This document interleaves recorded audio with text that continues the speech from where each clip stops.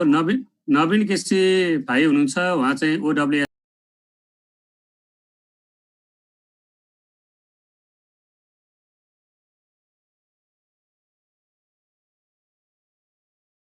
Security entrepreneur पनि हुनुहुन्छ र टेक्निकल पर्सन पनि हुनुहुन्छ। तपाईहरु सबै चारै जनालाई चाहिँ म हार्दिक स्वागत गर्न चाहन्छु र सम्पूर्ण पार्टिसिपेन्टहरुलाई पनि हार्दिक स्वागत गर्न चाहन्छु। सबैभन्दा पहिला नेपालमा अहिले रिसेन्ट डेटा ब्रिचको इस्युजहरु, डेटा ब्रिचका घटनाहरु, समाचारहरु र कम्पनीहरुको डेटा ब्रिच, डेटा लिकेजहरु भइरहेको छ। यसै सन्दर्भमा राखेर हामीले यो कार्यक्रम चाहिँ आयोजना गरेका हौं। र यो सन्दर्भमा म पहिला विवेक दाइबाट सुरु गर्न चाहन्छु।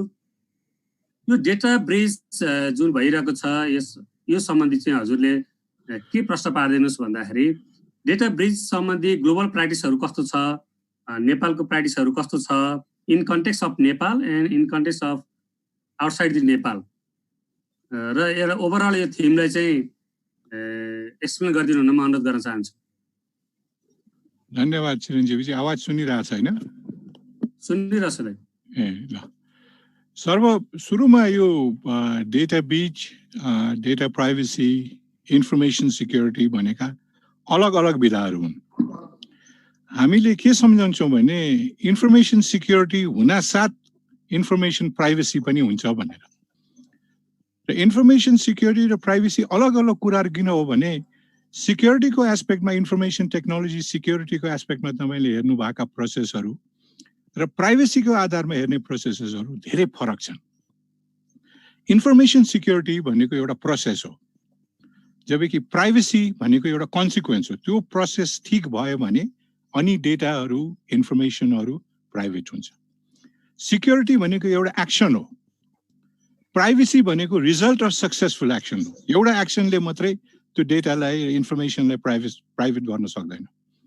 सिक्युरिटी, इन्फर्मेसन सिक्युरिटी भनेको एक किसिमको स्ट्र्याटेजी, एक किसिमको रणनीति हो। प्राइभेसी भनेको आउटकम हो। र फोर्थ र फाइनल स्टेजमा सिक्युरिटीलाई डिफाइन गर्ने हो भने सिक्युरिटीका मान्छेहरूसँग सोध्यो भने व्हाट इज सिक्युरिटी भन्यो भने उनीहरूले के भन्छन् भने it's a state for being free from danger भन्छ। डेन्जरबाट हामी अलग हुनको लागि या कुनै किसिमको अनअथराइज एक्सेसबाट फ्री हुनको लागि हामीले सिक्युरिटी इम्प्लिमेन्ट गर्नुपर्छ। तर प्राइभेसी प्रोफेसनल्सहरूलाई सोध्नु भयो भने उनीहरूको भनाइ के छ भने we want to be free from unsanctioned intrusion भनेर भन्छ। त्यसकारण सिक्युरिटीलाई बुझेर मात्रै प्राइभेसी बुझ्न सकिँदैन। सिक्युरिटी एउटा प्रोसेस हो, प्राइभेसी एउटा कन्सिक्वेन्स हो। र सबभन्दा इम्पोर्टेन्ट नेपालको परिप्रेक्ष्यमा र बाहिर प्राइभेसी अडिटहरू गर्दाखेरि, डेटा क्लासिफिकेसन्सहरूको कुरा गर्दाखेरि इम्पोर्टेन्ट कुरा हामीले नेपालको सन्दर्भमा रियलिस्टिकली हेर्दाखेरि इन्फर्मेसन सिक्युरिटी स्ट्र्याटेजीको रूपमा आएकै छैन। कुनै पनि अर्गनाइजेसनले इन्फर्मेसन कन्ट्रोल्स पनि हेर्ने अवस्थामा छैनौँ हामीहरू। र स्ट्र्याटेजीको विषयमा र आर्किटेक्चरको विषयमा सिक्युरिटी विषय आएकै छैन नेपालमा। र आउने क्रम बिस्तारै बिस्तारै सुरु भइरहेछ। तर यसलाई सबै टेक्निकल एस्पेक्टमा हेर्दाखेरि त्यसको जुन आउटकम हुनुपर्ने प्राइभेसी आउटकम भइरहेछन्। र यही कारणले गर्दाखेरि अधिकांश डेटा ब्रिचेसहरू हामीले केही दिनमा देख्यौँ। र यो नेपालमा मात्रै होइन, अरू ठाउँमा पनि अहिलेको अवस्थामा धेरै राइजमा छन्। स्पेसली यो फाइनेन्सियल सेक्टर भयो, नन फाइनेन्सियल सेक्टर भयो। नन फाइनेन्सियलमा स्पेसिफिकली यो जसले तपाईँको मनी ट्रान्सफर्सहरू गर्छन्, जुन अर्गनाइजेसनले एक्चुअल क्यासै मुभ गरिरहेछ, गभर्मेन्ट डेटाजहरूमा चाहिँ बढी यो स्ट्र्याटेजीको अभावमा प्राइभेसी आउटकम नभएको अवस्था चाहिँ हामीले देखेका छौँ। धन्यवाद। थ्याङ्क यू विवेक दाइ। म शुभ म्यामलाई के क्वेसनहरू सोध्न चाहन्छु। शुभ म्याम, यो सेक्युरिटी एन्ड प्राइभेसी जस्तै रिसेन्टली हामी नेपालको कम्पनीहरूको चाहिँ डेटा लिक्स भएको चाहिँ समाचारहरू सुनिरहेका छौँ, थाहा पाइरहेका छौँ। कम्पनीहरूले पनि स्टेटमेन्टहरू जारी गरेको छ। यो व्यक्तिको डेटाहरू चाहिँ जुन एक्सपोज हुँदाखेरिको चाहिँ प्राइभेसीको बारेमा कम्पनीहरू कतिको अवेर छन् नेपाली कम्पनीहरू? धन्यवाद प्रश्नको लागि। यदि मेरो स्वर काटियो भने मलाई बिचमा भन्नु होला है। अहिले सुनिरहेछ? सुनिन्छ। हजुर। विवेकजीले राम्रो भूमिका दिनुभयो प्राइभेसी र त्यसपछि सिक्युरिटीकै डिफरेन्सको बारेमा अनि कसरी के भइरहेछ भनेर। म थोरै विषयवस्तुमा जानु अगाडि अब जस्तै मैले गर्ने कामको विषयमा 1 मिनट भन्न चाहन्छु। जस्तै हामी बडी एन्ड डेटामा चाहिँ विशेष गरी हामीले इन्टरनेट, टेक्नोलोजी, जेन्डर र सेक्सुअलिटी यो चारवटै विधालाई एउटै ठाउँमा ल्याएर यसको इन्टरसेक्सनमा काम गर्ने गर्छौँ। त्यो भने मतलब चाहिँ के हो भन्दा डिजिटल राइटलाई ह्युमन राइटको लेन्सबाट हेरेर काम गर्छौँ। अब यो भर्खरै भएको इन्सिडेन्टहरू जुन छ हामीले देखिरहेको थियौँ, अब फुडमान्डुदेखि लिएर बायोनेटको समयको डेटा ब्रिच भएको, त्यो चाहिँ पब्लिकमा सेयर भएको कन्सेन्ट बिना होइन कसैलाई थाहा नभइकन भन्ने कुरा। यसलाई डेटा ब्रिचको जुन इन्सिडेन्ट्सहरू छ, घटनाहरू छ, यसलाई आइसोलेसनमा चाहिँ हेर्नु हुन्न भन्ने चाहिँ मेरो फर्स्ट पोइन्ट हो। किन भन्दा यो भनेको एउटा चाहिँ जुन तरिका डेटा ब्रिच भर्खरै भएको देखियो त्योभन्दा बाहेक पब्लिक अफिसको हुन्छ नि जति पनि अस्कर अलीको केसहरू भयो अघिल्लो हप्ता र त्योभन्दा अगाडि पनि त्यो पनि बकाइदा कागजमा लेखेर नै भइरहेको थियो हाम्रो बिहाइन्ड द सिन होइन। त्यसैले गर्दा डेटा ब्रिचको इन्सिडेन्ट डेटा ब्रिच मात्रै नहेरेर हाम्रो पर्सनल प्राइभेट इन्फर्मेसन र हाम्रो पर्सनल डेटाहरू कसरी चाहिँ कम्प्रोमाइज भइरहेछ, हाम्रो प्राइभेसी कसरी कम्प्रोमाइज भइरहेछ भनेर एकै ठाउँमा ल्याएर हेर्नुपर्छ भन्ने चाहिँ एउटा मेरो पोइन्ट हो। अर्को भनेको जस्तै यो ह्याकर्सहरूले ह्याक गरेर जति पनि इन्फर्मेसन अगाडि आयो त्योभन्दा बाहेक पनि हाम्रो नै as a public, as an institution, as corporate हाम्रो आफ्नै नेग्लिजेन्स र हामीले आफैले गरेको व्यवहार सही नहुँदाखेरि चाहिँ यतिसम्म भयो भन्ने पनि म त्यो पनि पछि कुराहरू ल्याउँछु। अर्को भनेको हाम्रो नेपाली परिप्रेक्ष्यमा अलिकति हामी गोपनीयता, प्राइभेसी कन्सर्नको कुराहरू धेरै गर्दैनौँ होइन, स्वीकृति गोपनीयताको। अनि त्यसैले गर्दा जस्तै अब हाम्रो केही महिना अगाडि चाहिँ ट्विटरमा आएको थियो एकजना साथीले चटपटे खाँदा केवाइसीको फर्ममा बेरेर आएछ होइन। त्यसैले गर्दाखेरि यो डेटा ब्रिच मात्र नहेरिकन अलिक वाइडर तरिकाले हेर्नुपर्छ भन्ने जस्तो लाग्छ मलाई। त्यसैले गर्दा कर्पोरेट्सहरूको के छ, कुन स्ट्यान्स छ भन्ने उनीहरूको आफ्नो डेटा पोलिसीहरू होला होइन, प्राइभेट पोलिसी, प्राइभेसी पोलिसीहरू। तर हामीले सोद्धाखेरि चाहिँ त्यति साह्रो मैले पर्सनली सोद्धाखेरि यो छ भनेर खुलेर चाहिँ नभनेको अवस्था छ। मेबी प्रब्लली होला। अब नेपालको कन्टेक्स्टमा हेर्ने हो भने नेपालको लिगल कानुन अनुसार चाहिँ कुनै पनि एक्ज्याक्टली छैन है। यति नै भनौँ मैले, त्यसपछि अरू पछि कुरा आउँला। ओके, धन्यवाद सुवामी म्याम। म अब हाम्रो नरेश लामगाडे भाइ सुनिरहनु भएको छ?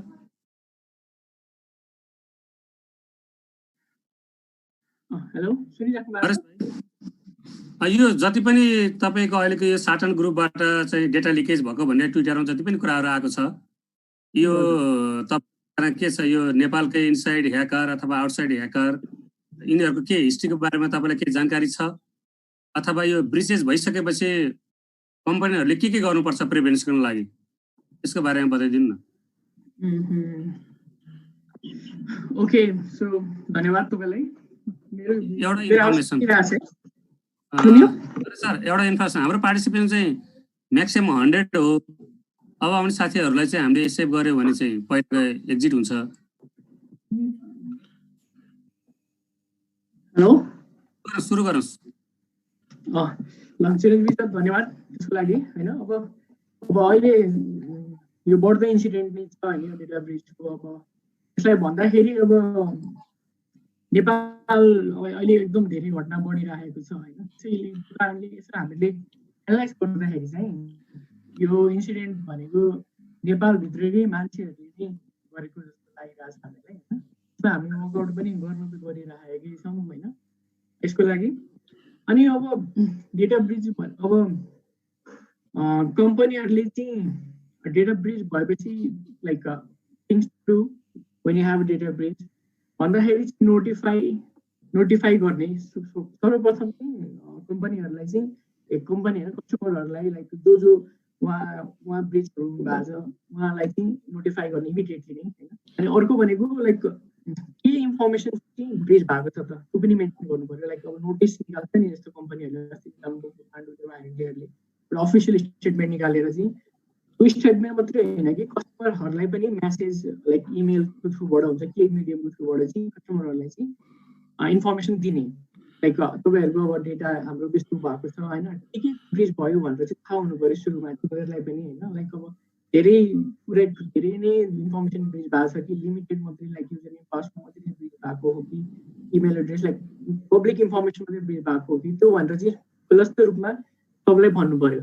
अनि अर्को भनेको चाहिँ इमिडिएट अब ब्रिज भइसकेपछि अब कम्पनीले चाहिँ सबलाई चाहिँ अब करेन्ट इन्फर्मेसनहरू चाहिँ चेन्ज गर्न लाउने, लाइक पासवर्डदेखि लिएर सिक्युरिटी क्वेसनदेखि लिएर होइन त्यो गर्न लाउनु पर्यो। अनि अर्को भनेको चाहिँ अब कम्पनीहरूले चाहिँ अब इन्सिडेन्टलाई चाहिँ इन्भेस्टिगेट गर्न थाल्नु पर्यो फर्दर, लाइक अब कसरी भयो, के कारणले भयो भनेर चाहिँ अब इन्भेस्टिगेट मजाले गर्नु पर्यो। यसमा चाहिँ अब यसको थ्रुबाट चाहिँ यो गर्दाखेरि चाहिँ लाइक अब लिगल हेल्प पनि लिन सकिन्छ होइन। अनि अरू यसलाई चाहिँ अब फाइन्ड आउट गर्नु पर्यो कि like reason behind the like breach भनेर चाहिँ फाइन्ड आउट गर्नु पर्यो। अनि अर्को भनेको अब फाइन्ड गरिसकेपछि मात्रै भएन, त्यसलाई मिटिगेट पनि गर्नु पर्यो। अनि फ्युचर इन्सिडेन्टबाट त्यसलाई कसरी प्रिभेन्सन गर्ने भनेर पनि अब ध्यान दिनु पर्यो। लाइक अब भेरियस साइबर सिक्युरिटी सर्भिसेसहरू युज गरेर लाइक टेस्टिङहरू गराएर आफ्नो सिस्टमको like prevention is better than cure भने जस्तै नै अगाडि नै प्री नै टेस्टिङहरू अडिटहरू गराएर चाहिँ आफ्नो प्रोडक्टलाई चाहिँ पब्लिकमा ल्याउनु पर्यो, सो द्याट त्यसले गर्दाखेरि चाहिँ धेरैभन्दा धेरै नै यस्तो इन्सिडेन्टहरूबाट बच्न सकिन्छ। ओके, धन्यवाद नरेश भाइ। नवीन के सर सुनिरहनु भएको छ? हजुर सुन्नुहोस्। नर्मली यो कस्टमरको डेटाहरू जुन लिकेज हुन्छ, जुन ब्रिच हुन्छ, त्यो नर्मल कस्टमरहरू, नर्मल क्लाइन्टहरूलाई कस्तो इम्प्याक्ट पर्छ र उनीहरू यो यसबाट बच्नको लागि चाहिँ प्रिभेन्सनको लागि के गर्नुपर्छ र कम्पनीहरूको चाहिँ डेटा ब्रिच भएपछि कम्पनीहरूले कस्तो रेस्पोन्ड गर्नुपर्छ र त्यो रेस्पोन्स गर्ने मेकानिजमहरूको बारेमा बताइदिनुहोस् न।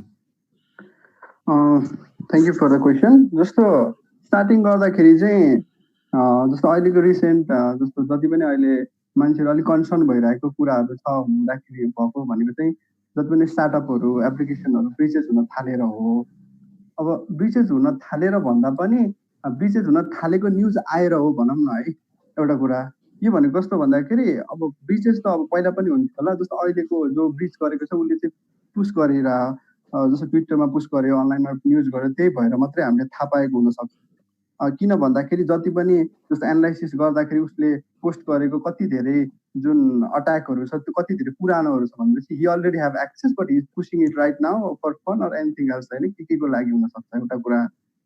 अनि त्यसको लागि अनि अर्को कुरा चाहिँ जस्तो अब अहिलेको रिसेन्टली जस्तो डेटालाई हेरेर अब युजरलाई हुने इम्प्याक्टहरूको कुरा गर्दाखेरि जस्तो अब फुटमान्डोहरूमा हेर्दाखेरि चाहिँ जस्तो जिपिएस लोकेसनहरू छ, very critical in my view. अब जिपिएस लोकेसन छ, फोन नम्बर छ होइन। अब यसले गर्दा कस्तो कस्तो इम्प्याक्ट आउँछ भन्दाखेरि चाहिँ जस्तो हामीले आई थिङ्क रिसेन्टली 1-2 महिना अगाडि पनि भाइबर स्क्यामिङको बारेमा एकदम धेरै न्युज सुनिरहेको थियौँ होइन। जस्तो भाइबरमा चाहिँ लटरी पऱ्यो तपाईँलाई भनेर यस्तो इन्फर्मेसनहरू आउनु थाल्यो भने जस्तो अब अहिले त हामीसँग नम्बर पनि हुन्छ, नेम पनि हुन्छ, उसको I think home location, email एड्रेसहरू भयो भने झन् जस्तो कुनै पनि अट्याकरले कुनैलाई कन्भिन्स गरेर स्क्याम गर्नको लागि एकदमै सजिलो हुन्छ कि। जस्तो त्यो कन्सिक्वेन्सेस अहिले डेटा लिकेज भएर डाइरेक्टली इम्प्याक्ट युजरलाई नदेखिए पनि फ्युचरमा चाहिँ उसलाई आउने स्क्यामहरूबाट उसलाई फाइनेन्सियली लस हुनसक्छ कि।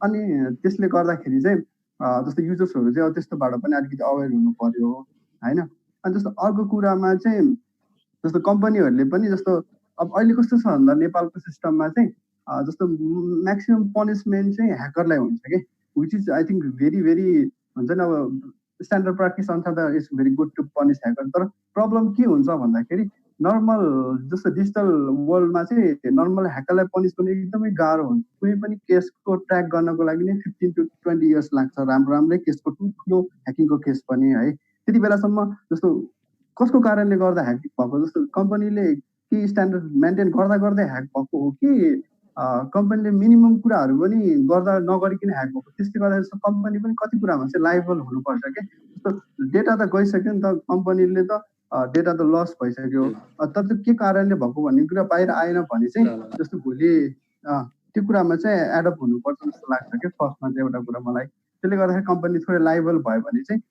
They can invest. यो कस्तो भयो भने जस्तो तपाईँले घरमा आफ्नो वेल्थ राख्नुभयो, ढोका खुल्लै छोडेर अनि पछि मेरो चोरी भयो भने पुलिसलाई गयो भने त फर्स्टमा त तपाईँले किन लक लगाउनु भएन भनेर सोध्नु पऱ्यो नि त।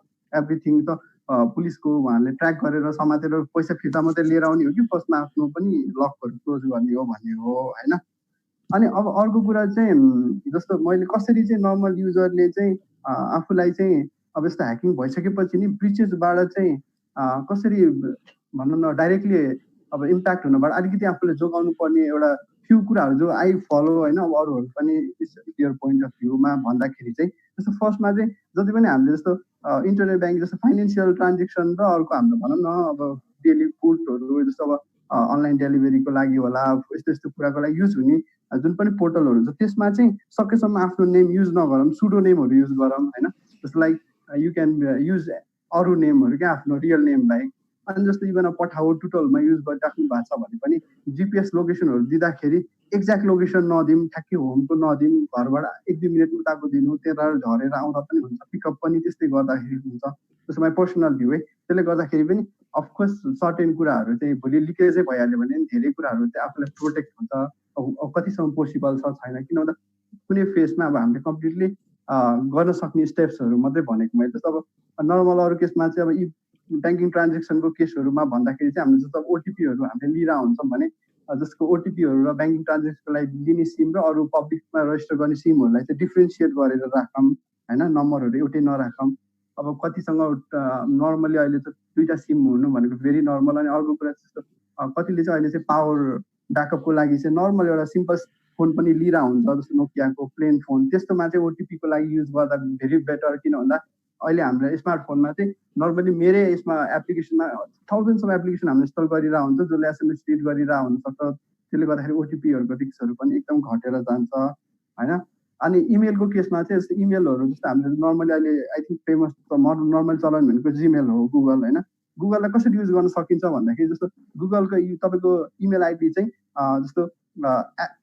abcd@gmail.com छ भने चाहिँ गुगलले के फेसिलिटेट गर्छ तपाईँलाई भन्दाखेरि एदेखि त्यो तपाईँको एबिसिडीको बिचमा जति पनि डट हाल्नुहुन्छ त्यो इमेल चाहिँ सबै तपाईँको नै हुन्छ कि नर्मली यो चाहिँ कति धेरै युजर्सहरूलाई थाहा हुँदैन त्यसले गर्दा तपाईँले जस्तो कुनै तपाईँ पोर्टलमा साइनअप गर्दा चाहिँ तपाईँले a. अनि bcd@gmail.com भन्ने युज गर्न सक्नुहुन्छ भने कतिमा चाहिँ ab.bcd. भन्छ तपाईँले डट र त्यहाँ प्लस साइनहरू युज गरेर एउटै इमेलमा तपाईँलाई ओभरहेड पनि हुँदैन नि त क्रेडेन्सियलहरू धेरै स्टोर गर्न पनि एउटै इमेलमा पनि तपाईँले थाउजन्ड्सवटा इमेल्सहरू पाइराख्नुहुन्छ कि त्यसले गर्दाखेरि भोलि स्क्यामरले एउटा कुनै पोर्टल तपाईँले कहीँ चलाएको ब्रिच गऱ्यो भने पनि तपाईँले पाएको इमेल चाहिँ ab.cd हुन्छ त्यसले गर्दा त्यसले अरू ठाउँमा ब्रुट फोर्स ट्राई गर्यो भने तपाईँलाई फिसिङ गर्न खोज्यो भने तपाईँलाई थाहा हुन्छ नि त यो इमेल त मैले त नर्मली यो कुरामा त चलाउँदिनँ भनेर तपाईँलाई थाहा हुन्छ नि त त्यसरी पनि सर्टेन कुराहरू प्रोटेक्ट गर्न दिन्छ ओके नवीन सर हजुर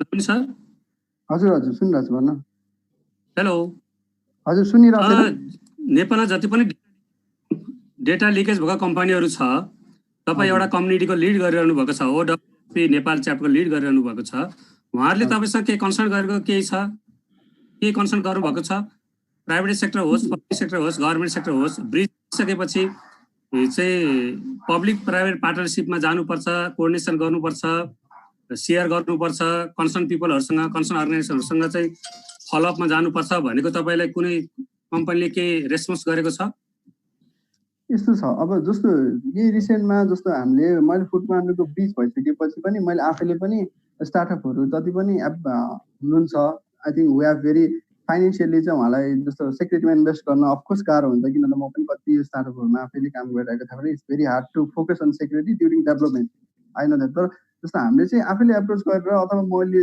अरूलाई पनि कतिलाई देखिरहेको हुन्छ उहाँले चाहिँ यदि स्टार्टअप एप्लिकेसन छ तपाईँ सेक्युरिटीमा इन्ट्रेस्ट हुनुहुन्छ भने हामी कन्सल्ट गर्न तयार छौँ विथआउट कस्ट पनि है कम्युनिटिज जस्तो वेब्स हाम्रै कम्पनीमा आए पनि हामीले सकेसम्म हेल्प विथआउट कस्ट नै गर्छौँ स्टार्टअपहरूलाई चाहिँ अब अर्गनाइजेसनहरू बिग अर्गनाइजेसन कि स्टार्टअपहरूलाई जो चाहिँ भेरी हुन्छ नि किन भन्दा startup economy is a very good economy of our nation अब स्टार्टअप ग्रो भयो भने नै अब हाम्रो ओभरअल आइटी इन्फ्रास्ट्रक्चर ग्रो हुने हो त्यसले हामीले कन्सल्ट गर्नको लागि हामीले कति एप्रोच त आफैले पनि जस्तो स्टार्टअप लिङ्किनमा अरूमा पनि गरिरहेको हुन्छ तर कस्तो हुन्छ भन्दाखेरि I don't know the reason अब उहाँको प्रायोरिटीमा नपरेर हो कि अब के हो तर जस्तो हुन्छ नि आफ्नो प्रायोरिटीमा नपरेर उहाँहरूले चाहिँ जस्तो म्याक्सिमम टाइममा चाहिँ जस्तो एकदम प्रोएक्टिभ रेस्पोन्सहरू चाहिँ खासै आउँदैन है अनि उहाँहरूले जस्तो इभन अब यही अहिलेकै ह्याकमा हेर्नु न जस्तो म्याक्सिमम ह्याकहरू भइरहेको छ है जस्तो न्युजमा नआएको होला तर किन न्युजमा आयो भन्दाखेरि उसको थ्रेटन हेर्दाखेरि चाहिँ मलाई चाहिँ त्यो कम्पनीले रेस्पोन्स गरेन भनेर छ नि त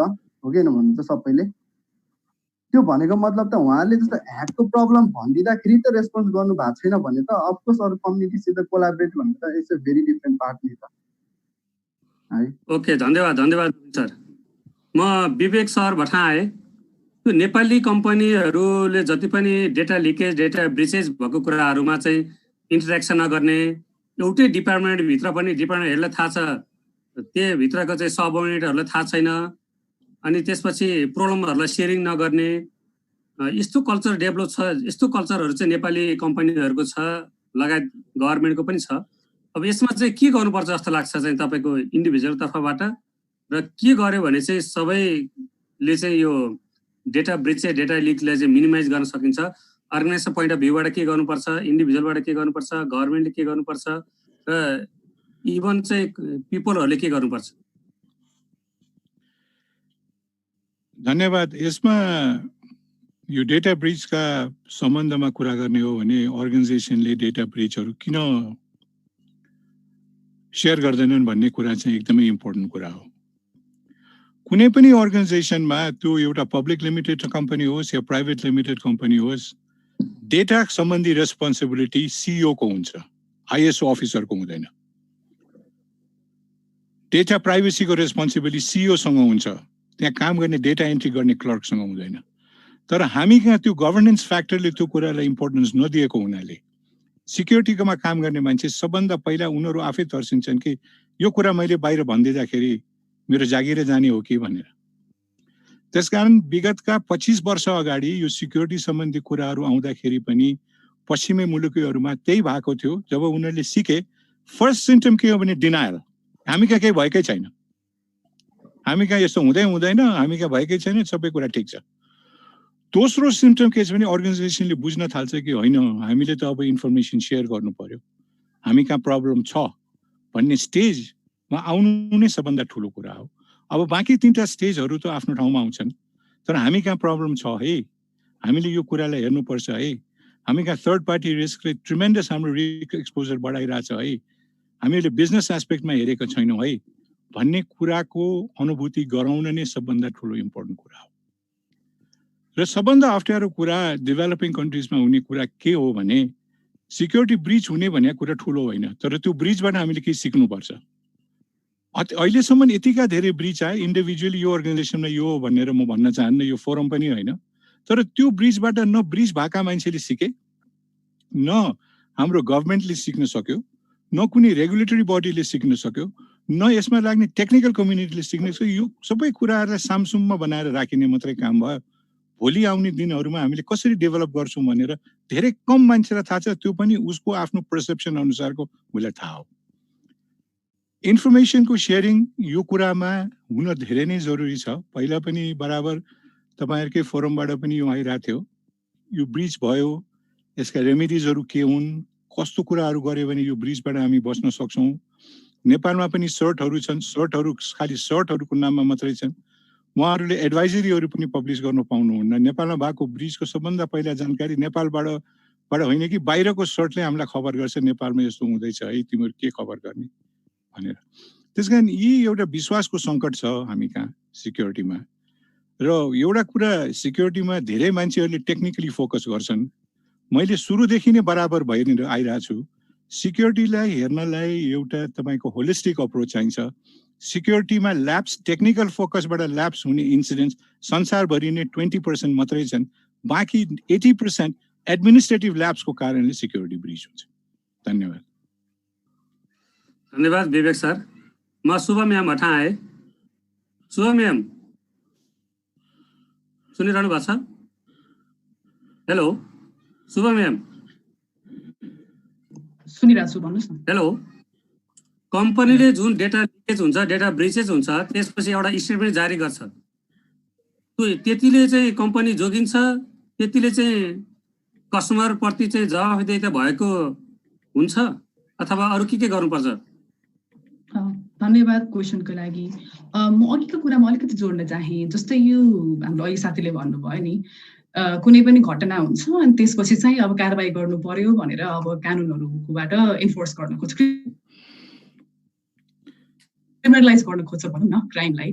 तर at the same time crime भनेको ल र पनिसमेन्ट हुँदैमा नहुने भन्ने छैन होइन। सो हामीले यसमा फोकस गर्नुपर्ने भनेको डेफिनेट डेटा प्रोटेक्सन लज नै हो, चाहे त्यो नेसनल लेभलबाट आएको होस् चाहे चाहिँ डेटा प्रोटेक्सनको मेकानिजम के छ इन्स्टिट्युसनभित्र कर्पोरेट एजेन्सीभित्र भन्ने एउटा कुरा। अनि अहिले झन् अब ई गभर्नेन्सको कुरा छ, सबै गभर्मेन्टको फेसिलिटी डेटाहरू डिजिटलाइज हुनु पर्यो, कम्प्युटरमा रेकर्ड हुनु पर्यो भन्ने कुरा भइरहेछ। सो हाम्रो अहिलेको स्थिति यस्तो छ होइन, प्राइभेट कम्पनीको प्रफिट मेकिङ कम्पनीको डेटा ब्रिच भइरहेछ, पब्लिक इन्स्टिट्युसनहरूको डेटाहरू चाहिँ एकदमै थाहा नपाइकन सेयर भइरहेछ भित्रभित्रबाट भने चाहिँ हामी कुन ठाउँमा छौँ भनेर हेर्नुपर्छ होला। र प्राइभेसी जुन भर्खरै प्राइभेसी एक्ट भनौँ न, अहिले त एक्ट पनि त्यसमा धेरै नै लुप होल छ, उसले चाहिँ ग्यारेन्टी गर्छ प्राइभेसीको, तर एट द सेम टाइम त्यसमा भएको लुप होलले गर्दा हामीले त्यति धेरै प्रोटेक्ट पनि गर्दैन, जबकि हाम्रो प्राइभेसी र प्रोटेक्सन भनेको हाम्रो संविधानले दिएको हाम्रो नागरिकको अधिकार हो। अर्को एउटा मैले यस्तो खालको डेटा ब्रिच हुँदाखेरि ह्युमन राइटमा पर्ने असर चाहिँ के हुन्छ भनेर 2 मिनट लिन चाहे। एउटा चाहिँ जहिले पनि यस्तो खालको ब्रिच हुँदाखेरि अनोनिमस अकाउन्टले गर्यो यसरी फ्ल्यास गर्यो भने अनोनिमिटीमा चाहिँ क्वेसन आउँछ, यो नाम नखुलेको अकाउन्टहरू चाहिँ हुन भएन अथवा भनौँ यसले गर्दाखेरि चाहिँ क्राइम बढ्यो भनेर चाहिँ आरोप बढी आउँछ। तर अनोनिमिटी भनेको चाहिँ हाम्रो लागि स्पेसली आफ्नो ओपिनियन एक्सप्रेस गर्नको लागि के कुरा यदि मैले स्टेटको बारेमा अथवा कुनै के को बारेमा लेख्दैछु बोल्दैछु भन्ने चाहिँ एकदमै चाहिने हाम्रो फ्याक्टर। त्यसैले गर्दा अनोनिमिटीलाई चाहिँ कहिले पनि कर्ब गर्न भएन। स्पेसली हामी जस्तो डिजिटल विषयमा कुराकानी गर्ने साथीहरूले चाहिँ यस्तो बारेमा कुरा गर्दा अलिक केयरफुल गर्नुपर्छ। अनोनिमिटी र प्राइभेसी चाहिँ अपोजिट होइन, एउटा भएर अर्को नहुने होइन, दुइटै हुनुपर्छ भन्ने कुरा।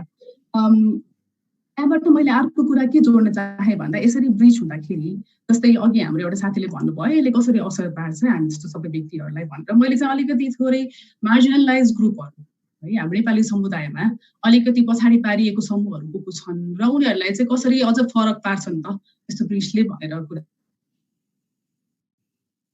गर्न चाहे। जस्तै उदाहरणको लागि एउटा मेरो साथी ब्लाइन्ड हुनुहुन्छ, उहाँले चाहिँ प्रायः जसो अब यो राइड सेयरिङ एप प्रयोग गर्नुहुन्छ, कुन भएन मैले लगाएँ।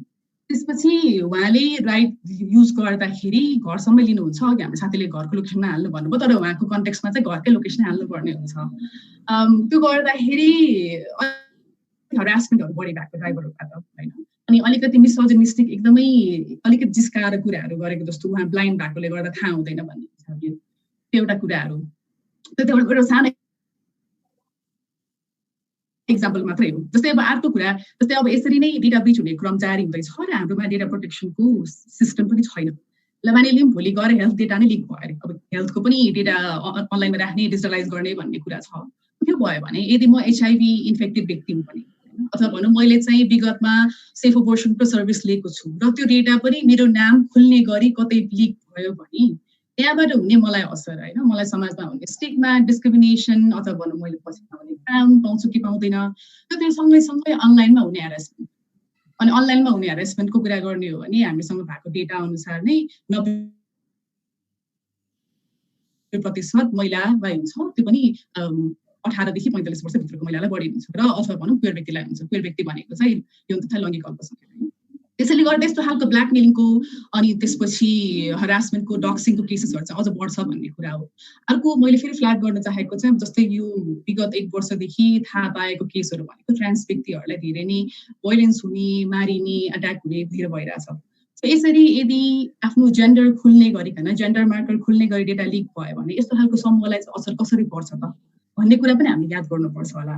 र अब तपाईँको प्रश्नमा आए के गर्नुपर्छ त इन्स्टिट्युसनहरूले भनेर, एउटा डेफिनेटली कुनै पनि सर्भिस हामीले प्रयोग गर्दा कुनै पनि सर्भिसहरू अभाइलेबल गर्दाखेरि कुनै कर्पोरेटले कम्पनीले हो यो प्रफिट मेकिङको लागि हो तर उनीहरूको पनि आफ्नो रेस्पोन्सिबिलिटी हुन्छ भन्ने एङ्गलबाट पुरा इन्फर्मेसन दिनुपर्छ।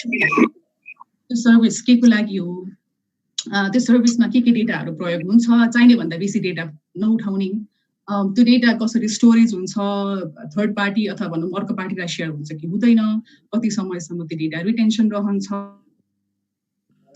रियुज गर्छन् कि गर्दैनन्, यो सबै कुराहरू चाहिँ भन्नु पर्यो। र साथसाथै यस्तो खालको डेटा प्राइभेसी डेटा ब्रिच भएको खण्डमा चाहिँ तपाईँले यस्तो खालको असर पनि पर्न सक्छ है भनेर पहिले भन्नु पर्यो होइन। त्यसपछि अघि हाम्रो साथीहरूले भन्नुभयो जस्तै उहाँहरूको भित्र नै डिजिटल सिक्योरिटीको चाहिँ के छ त मिन्स र मेजर्स भन्ने कुरा पनि खुलेर भन्नु पर्यो, अलिक ट्रान्सपेरेन्सी चाहिँ हुनु पर्यो भन्ने कुरा हो। जस्तै जति पनि अब गिग इकोनोमीको कुरा छ होइन, अब यो इन्टरमिडिएरीहरू बिचको अर्गनाइजेसनहरूले चाहिँ सर्भिस प्रोभाइडर र अनि त्यसपछि कस्टमरलाई लिङ्क गरिदिने जुन पनि ग्रुपहरू छन्, उहाँहरूले बिचमा बसेर जति पनि सर्भिस दिइराख्नु भएको छ एकदमै आवश्यक र अहिलेको परिप्रेक्षमा हामीलाई नबनाउने नै भइसक्यो। एट द सेम टाइम उहाँहरू पनि रेस्पोन्सिबल हुनु पर्यो होइन। एउटा इमिडिएटली फिक्स पनि गर्नु पर्यो, अर्को भनेको ओपन र अनेस्ट कन्भर्सेसन गर्नु पर्यो। यदि कुनै कुरा चाहिँ प्रब्लम भएको छ भने प्रब्लम भएको छ भन्ने चाहिँ गर्नु पर्यो भन्ने एउटा हो। अनि हाम्रो अहिले साथीले डिजिटल प्र्याक्टिसहरू आफू व्यक्तिले पनि गर्नुपर्छ भन्ने पनि कुरा उठाउनु भयो, जुन एकदमै महत्त्वपूर्ण हो। तर त्यो साथसाथै हामीले प्राइभेसी र कन्सेन्टको विषय चाहिँ हाम्रो डे टु डे कन्भर्सेसनमा पनि ल्याउनु पर्यो होइन। मेरो फोटो मेरो साथीले फेसबुकमा राखिदिन्छ भने चाहिँ त्यो भनेको पनि प्राइभेसीको विषय हो होइन। त्यसैले गर्दा यो चाहिँ यसरी ह्याक भइसकेपछि आएर गफ गर्नु मात्रै कुरा होइन कि हाम्रो डे टु डे कन्भर्सेसनमा हुनु पर्यो। डिजिटल लिटरेसी चाहिँ अलिकति बढाउँदै लानु पर्यो, चाहे त्यो गभर्मेन्टबाट होस्, प्राइभेट कम्पनीज एनजिओजहरूबाट होस्। डिजिटल लिटरेसी कसरी बनाउने पब्लिकहरूमा, ताकि यस्तो खालको कुनै छुरा अथवा भनौँ आफ्नो डिजिटल हाइजिन कसरी मेन्टेन गर्ने भन्ने कसरी जान्नु भन्ने हिसाबबाट। धन्यवाद।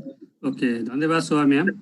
हाम्रो पार्टिसिपेन्ट साथीहरूले चाहिँ स्पिकरहरूलाई केही सुन्न चाहनु भएको छ, अहिले हात रेन्ज गर्नुभएको थियो हाम्रो श्रीदीप सरले। श्रीदीप सर। हेलो हजुर, सुन्नु। हजुरले क्वेसन सोध्न सक्नुहुन्छ स्पिकरलाई। मैले बुझ्न चाहेको चाहिँ के कुरा भन्दाखेरि यो गभर्मेन्टको जुन साइटहरू छ नि, त्यो साइटहरूमा चाहिँ यो पासपोर्टहरू जुन बन्यो भनेर इन्फर्मेसन आउँछ नि, त्यसमा चाहिँ मेरो सिटिजन नम्बर राखिएको थियो होइन। अनि मलाई त्यसमा प्रब्लम थियो। रिसेन्टली मैले त्यो उसको यो के अरे हाम्रो यो डिपार्टमेन्ट अफ ट्रान्सपोर्टको जुन लाइसेन्सिङको एउटा लिन आएनन् भनेर जुन एउटा गुगल डक्समा डकुमेन्ट सेयर गरियो नि, त्यसमा पनि तपाईँले हेर्नुहुन्छ भने त्यहाँ ड्राइभिङ लाइसेन्स नम्बरै पुरै हालेर चाहिँ मान्छेको त्यो एकदम क्रुसियल इन्फर्मेसन भनौँ न होइन, त्यो चाहिँ त्यसरी त्यहाँ राखिएको छ होइन। सो हामी चाहिँ यो डेटा ब्रिचको बारेमा चाहिँ खालि यो ब्याङ्कहरूको कुरा मात्र गरिरहेका छौँ। एट गभर्मेन्ट लेभल जुन अहिले तपाईँको जुन गभर्मेन्टमा अहिले डेटा प्राइभेसी एक्ट 2018 छ, जसले चाहिँ कम्प्लिटली निषेधित गर्छ कुनै पनि पर्सनल इन्फर्मेसन कोही मान्छेलाई नसोधिकन राख्न नपाउने भन्ने कुरा छ होइन। त्यसलाई चाहिँ एकदम काटेर चाहिँ अब ओपनली नै मान्छेको डेटाहरू मान्छेलाई नसोधिकनै त्यसरी ओपनली राखिदिएको छ। त्यसमा अब के भन्नुहुन्छ होइन। र अर्को एउटा कुरा चाहिँ जुन एउटा प्रसङ्ग वाइज हाम्रो साथीले सोध्नु भएको थियो नि, डेटा यसरी लिक भयो भने के हुन्छ भनेर, म एकदम सजिलो सिम्पल मैले थाहा भएको कुरो म भन्छु है। डेटा यसरी लिक भयो भने तपाईँको फोनमा 20वटा कल आउँछ दिनमा, एउटा 20वटा कल मार्केटिङ कल आउनेवाला छ एउटा। दुईटा दोस्रो कुरो तपाईँको जुन आइडेन्टिटी थेफ्ट भन्छ नि, त्यो गर्न एकदम सजिलो हुन्छ यसले होइन। किनभने भन्दाखेरि तपाईँको सबै नम्बरहरू इन्फर्मेसनहरू भइसकेपछि नि एउटा नागरिकता बनाउनलाई गाह्रो हुँदैन होइन। सो यो चाहिँ मैले एड गरेँ हाम्रो साथीहरू जसले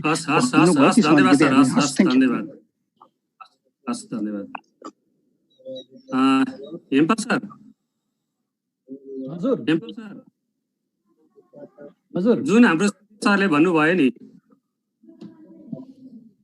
नेपालको कन्टेक्स्टमा डेटा प्राइभेसी एक्ट यसलाई लिगल फ्रेमवर्क कस्तो छ, यसलाई मिनिमाइज गर्नको लागि?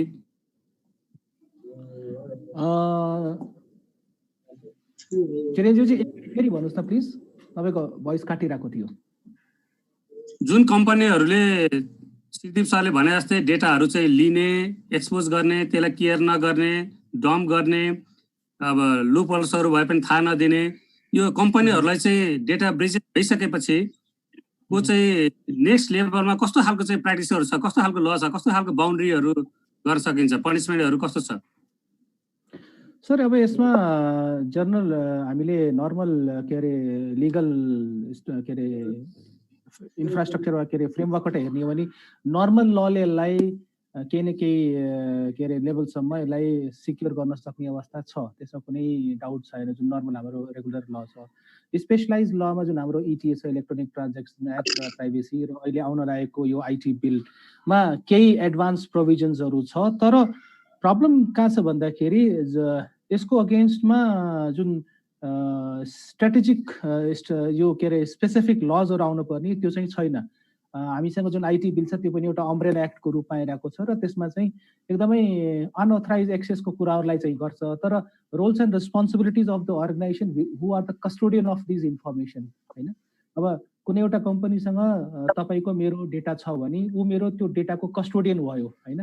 एउटा कस्टोडी उसको कस्टडीमा त्यो डेटा छ भने त्यसको रोल्स एन्ड रेस्पोन्सिबिलिटी के हो, त्यसलाई उसले सिक्योर गर्न सक्ने अवस्था छैन भने उसमाथि के कुराहरू के अरे रेस्पोन्सिबिलिटी अथवा के अरे लाइबिलिटी अथवा रेमेडिजहरू बिल्ड हुन्छ भन्ने कुराहरू क्लियरली छैन।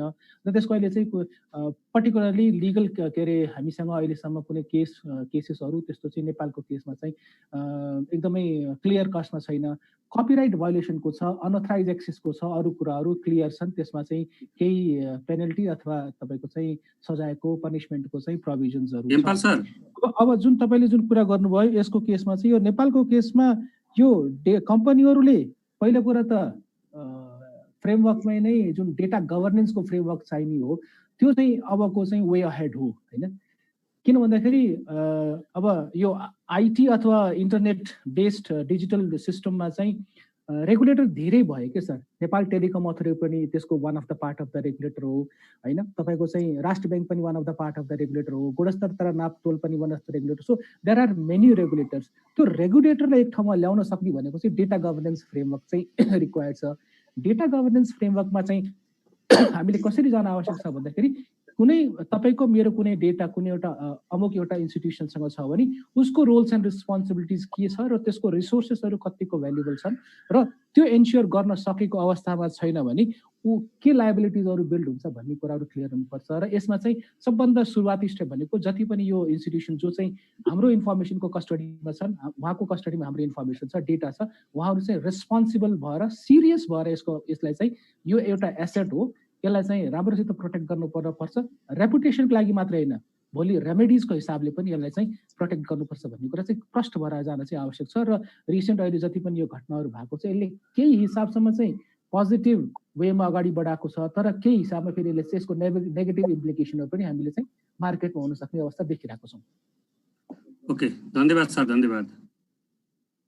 विवेक सर, हजुर भन्नुहोस्। नेपाली कम्पनीहरूले एउटा स्टेटमेन्ट निकाल्दैमा चाहिँ उनीहरू त्यो डेटा लिक भएको कस्टमर डेटाहरू लिक गरेको चाहिँ एउटा स्टेटमेन्ट निकालेर चाहिँ सुख पाउँछन्। एउटा स्टेटमेन्ट निकाल्दैमा उनीहरू चाहिँ जिम्मेवार छन् भन्ने अनुभूति हुन्छ होइन। यो कुराहरूलाई हामीले जिम्मेवारीको हिसाबमा भन्दा पनि उसले गर्ने कर्तव्यको हिसाबमा हेर्नुपर्छ। किनभने भोलि आउने फ्युचर लायबिलिटिज नहोस् भनेर उसले निकालेको हो। हामीले त यो निकालिसक्यौँ। हामीले निकालिसकेको अवस्थामा तिमीहरूले चाहिँ आफ्नो due diligence due process follow गरेनौ, त्यस कारण हामी केही जिम्मेवारी छैनौँ भन्ने कारणले निकालेको। एउटा इन्सुरेन्स पोलिसीमा, ब्याङ्कले गर्ने यो इन्सुरेन्स पोलिसीमा एउटा कुरा के हुन्छ भने ब्याङ्क मात्रै हो नि कुनै पनि अर्गनाइजेसनलाई आफ्नो कस्टमर्सलाई क्वेसन गर्नुपर्ने उसको जिम्मेवारी हो र त्यो जिम्मेवारी मात्रै पुरा गरेको हो तपाईँको। कतिले त्यो गरे, कतिले गरेनन्, कतिले बुझ्न सकेनन्, त्यति मात्रै हो। धन्यवाद। हाम्रो नरेश भाइ हजुर, हेलो सुन्यो? तपाईँ पेन्टेक्सा कम्युनिटीमा पनि हुनुहुन्छ, वाप्स कम्युनिटीमा पनि हुनुहुन्छ, एउटा सेक्युरिटी कम्पनी पनि लिड गरिरहनु भएको छ। तपाईँले चाहिँ डेटा लिक्स भइसकेपछि चाहिँ कम्पनी सरकारवाला र अहिले डेटा लिक्स भएको कम्पनीहरूबाट केही अपडेटहरू आएको छ? त्यस्तो खासै केही अपडेट त आएको छैन मलाई यसको बारेमा होइन।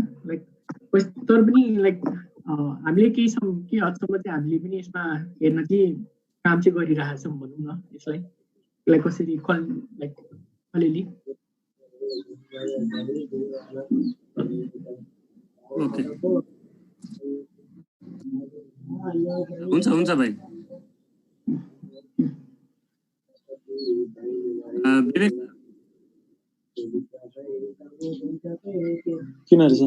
विवेक सर, हजुर भन्नुहोस्। कतिपय कम्पनीहरूले डेटा ब्रिचेस भइसकेपछि स्टेटमेन्ट पनि निकालेको अवस्था छैन। उनीहरूको लागि कस्तो प्रावधान छ? उनीहरू जिम्मेवारी या सबै पार्टिसिपेन्टहरुमा एउटा रिक्वेस्ट, प्लिज आफ्नो माइक्रोफोन अफ गरिदिनु होला है, किनभने यहाँ मोडरेटर र जसलाई क्वेसन सोधिएको उहाँले पनि फेरि नसुन्ने अवस्था आउन सक्छ। कृपया आफ्नो माइक्रोफोन अफ गरिदिनु होला है। सर हजुर डेटा ब्रिचेस भइसकेपछि कम्पनीहरूले एउटा स्टेटमेन्ट पनि निकालेका छैनन्।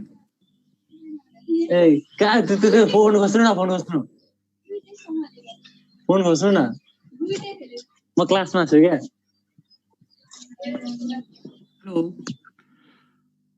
हजुर डेटा ब्रिच हुनासाथ कम्पनीले अनलाइन क्लास हो। एउटा यो बिचमा क्रस टकहरू आयो। डेटा ब्रिच भइसकेपछि कम्पनीले अनाउन्स गर्नुपर्छ भन्ने कुरामा कुनै पनि रुल्सहरू छैन हामी कहाँ। कम्पनीले त्यो कुरा अनाउन्स पनि गर्न सक्छ र त्यो कुरा कम्पनीले अनाउन्स नगर्न पनि सक्छ। त्यो कम्पनीको जिम्मेवारी हो उसलाई के गर्दाखेरि सही हो भनेर।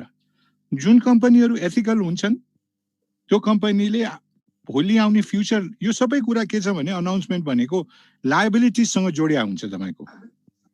र रेगुलेटिङ अर्गनाइजेसन्सले यसलाई एकदमै केयरफुली हेरिरहेको हुन्छ कि यो अर्गनाइजेसनले फुल डिस्क्लोजर गर्यो कि गरेन, पार्शियल डिस्क्लोजर गर्यो या फुल डिस्क्लोजर गर्यो।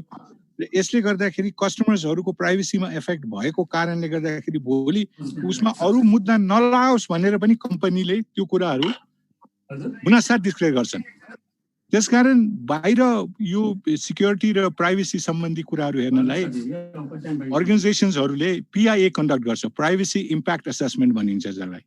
त्यसमा 7 वटा कुराहरू हुन्छ। 7 वटा कुराहरूमा फन्डामेन्टली ह्युमन राइट्स इस्युदेखि लिएर पर्सनको प्राइभेसी इस्युदेखि लिएर privacy of a person, privacy of communication, privacy of behaviour and action, privacy of data and image, privacy of thoughts and feelings, privacy of association र privacy of location and space. यो 7 वटा कुराहरूलाई privacy impact असेसमेन्टबाट bridge हुनासाथ सबभन्दा पहिला उनीहरूले खबर गर्छन्।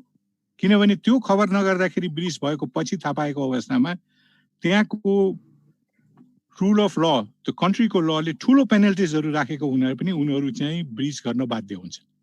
अब हामी कहाँ त्यस्तो अवस्था नभएको हुँदा कतिपय ब्रिचहरूलाई सार्वजनिक गरिँदैन, सार्वजनिक भएको ब्रिचहरूलाई पनि त्यो डिस्कसनमा आउँदैन। त्यसकारण के भयो, कति ड्यामेज भयो भन्ने कुरा हामीलाई थाहै हुँदैन।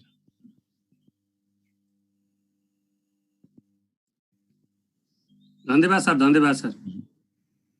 शुभा म्याम।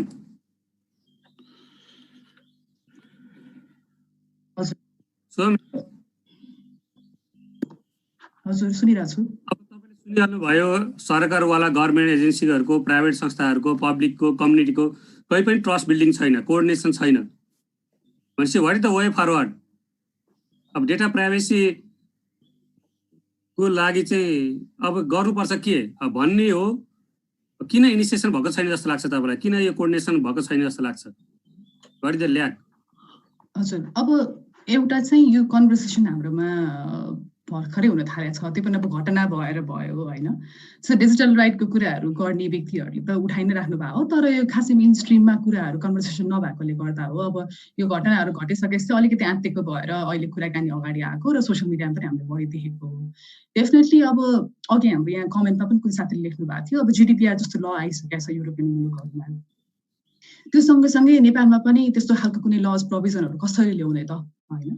त्यो ल प्रोभिजनले चाहिँ पब्लिक इन्स्टिट्युसन, इन्टरमिडिएरिजहरू अथवा कर्पोरेट ब्याङ्क सबैलाई इन्क्लुड गरेर कसरी चाहिँ प्रोटेक्ट गर्न सक्छ भन्ने कुरा हो। एउटा घटना सम्झिनु पर्दाखेरि चाहिँ एउटा कार्यक्रममा मैले एउटा इन्टरमिडिएरी साथीलाई सोद्धाखेरि तपाईँ के छ डेटा प्रोटेक्सनको मेकानिजम तपाईँहरूको इन्स्टिट्युसनभित्र भन्दाखेरि उहाँले होइन अब नेपालको गभर्मेन्ट के पनि भनेको छैन, त्यही भएर हाम्रोमा के पनि छैन भन्नुभयो। त्यसैले गर्दाखेरि यस्तो खालको कर्पोरेट्स कम्पनीजहरूलाई पनि नेसनल लेभलमा लज नभएर पनि कसरी अकाउन्टेबल बनाउने, उहाँहरूले हाम्रो डेटा युज गर्नुहुन्छ, राख्नुहुन्छ भने एउटा आफ्नो लायबिलिटिज हुन्छ र कसरी अकाउन्टेबल बनाउने भन्ने कुरा हुन्छ होला एउटा डेफिनेटली। त्यसपछि अब पोलिसी मेकिङ प्रोसेस त भइ नै रहन्छ, जस्तै इन्फर्मेसन टेक्नोलोजी बिलको अझै पनि कुराहरू भइरहेछ, प्राइभेसी एक्ट आयो, यसमा पब्लिक पार्टिसिपेसन कति छ त पोलिसी मेकिङ गर्ने प्रोसेसमा भनेर अलिकति पोलिसी मेकर्सहरूलाई झकझकाउनु पर्ने बेला नै आएको छ। हामी पनि समावेश हुनु पर्यो ल कानुन बनाउँदाखेरि भन्ने हिसाबले।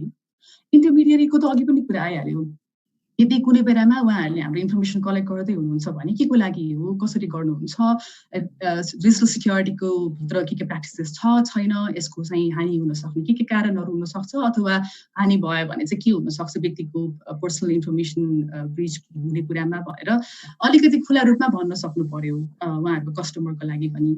अनि इन्टरमिडिएट ग्रुपहरू चाहिँ आई थिङ्क अब अहिले यो कुराहरू भइरहेको बेलामा हामीले अर्को गफ गर्न सक्ने भनेको चाहिँ यो होल गिग इकोनोमीको बारेमा नै हो होइन। जस्तै अब अलि ह्युमन राइट लेन्सबाट कुरा गर्ने हो भने अब यो इन्टरमिडिएट भएर बिचमा बसेर सर्भिस प्रोभाइड गर्ने भन्ने कुरा भइरहेछ, तर एट द सेम टाइम यसले हाम्रो अरू खालको एस्पेक्टहरू मानव अधिकारको अरू कुराले कसरी छोएको छ त भन्ने पनि गफ गर्नुपर्ने बेला आयो जस्तो लाग्छ। जस्तै मानिलिउँ अब लेबर राइटकै कुरा गरौँ होइन, लेबर राइटको कुरा भनेको यसले हाम्रो अब प्रोटेक्सनको कुरा गर्छ, इन्सुरेन्सको कुरा गर्ला, अब काम हेरिकन फर्मल सेक्टरमा, तर गिग इकोनोमीले चाहिँ यस्तो खालको कामहरू रिप्लेस गर्दैछ है। अब राइड सेयरिङ एपको बेस नाममा होस् कि अनलाइन सपिङको नाममा होस् कि अफकोर्स हामीलाई चाहिन्छ, तर उनीहरूको पनि दायित्व हुन्छ है भन्ने हिसाबले गिग इकोनोमीमा लागेको साथीहरू र जसले चाहिँ सर्भिस प्रोभाइड गर्छ उहाँहरू पनि चासो देखाउनु पर्यो। अनि हाम्रो अघि एकजना साथीले भन्नुभयो जस्तै यदि कोही अब चाहे नयाँ कम्पनी नै किन नहोस् होइन, एन्टरप्रेन्योर्सहरू नै किन नहोस्, तर इन केस आफ्नोमा प्राइभेसी ब्रिच भएको छ र डेटा कसैको सङ्कलन गरेर युज गरिराख्नु भएको छ भने चाहिँ उहाँहरू पनि अलिकति यसबारेमा कसियस हुनु पर्यो भन्ने पनि हो। अनि पब्लिकको बारेमा त अघि पनि मैले भनि नै हालेँ, हामी आफै पनि कुनै पनि सर्भिस लिनु अगाडि त्यो सर्भिस लिँदाखेरि मैले के सूचना दिइरहेको छु, त्यो सूचना चाहिँ कहाँ प्रयोग हुन्छ भनेर सोध्ने पनि गर्नु पर्यो आफ्नै हिसाबले। धन्यवाद। ओके, धन्यवाद सुवा म्याम। हाम्रो पार्टिसिपेन्ट साथीहरूबाट एउटा क्वेसन आएको छ विवेक सरको लागि। गभर्मेन्टले लोकल लेभल अर कम्युनिटी लेभलमा डेटा ह्याक हुने चान्स र सोलुसनको बारेमा इन्फर्मेसन प्रोभाइड गरेको छ कि छैन, अथवा कुनै कम्पनीले चाहिँ कुनै कम्पनीको डेटा लिक भएको जानकारी गराउँदाखेरि चाहिँ पनिसमेन्ट हुने डरले त्यो इन्फर्मेसन पनि भनेका छैनन्, त्यसको लागि के गर्नु पर्ला भनेर हाम्रो पार्टिसिपेन्टबाट सोध्नु भएको छ। यो क्वेसन आन्सर गर्न अलिकति गाह्रो छ हेर्नुहोस्, किनभने म गभर्मेन्टको रिप्रेजेन्टेटिभ होइन।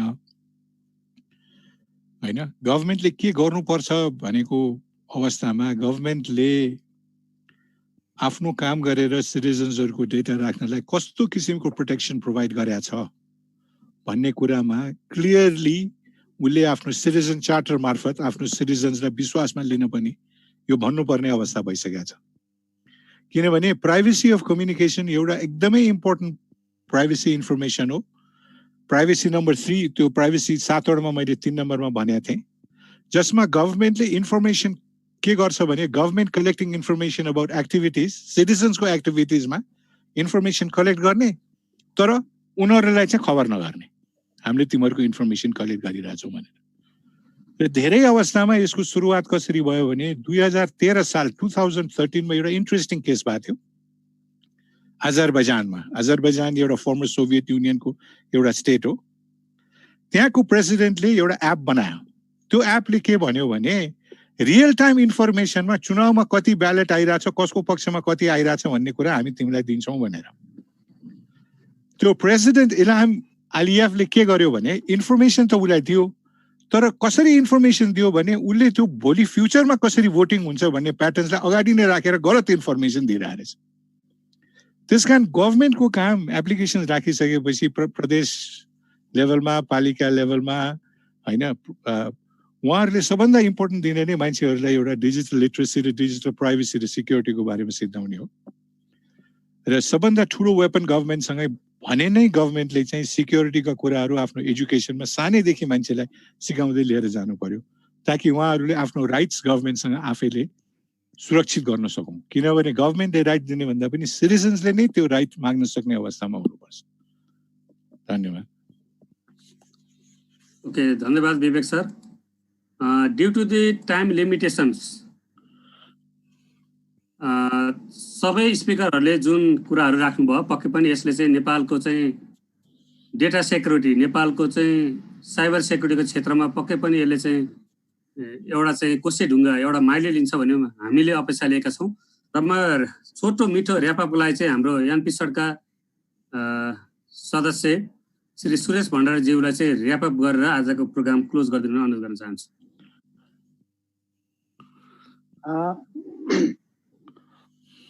सबै पार्टिसिपेन्टहरुमा र आज हामीले इन्भाइट गरेर आइनुभएका हाम्रो स्पिकरहरुमा स्वागत।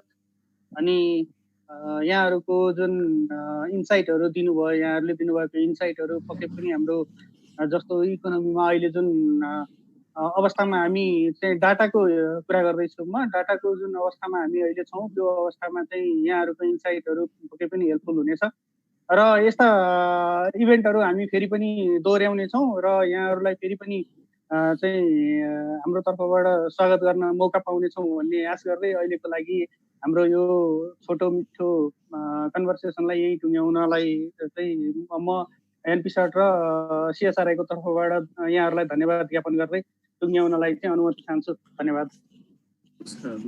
धन्यवाद। नमस्ते।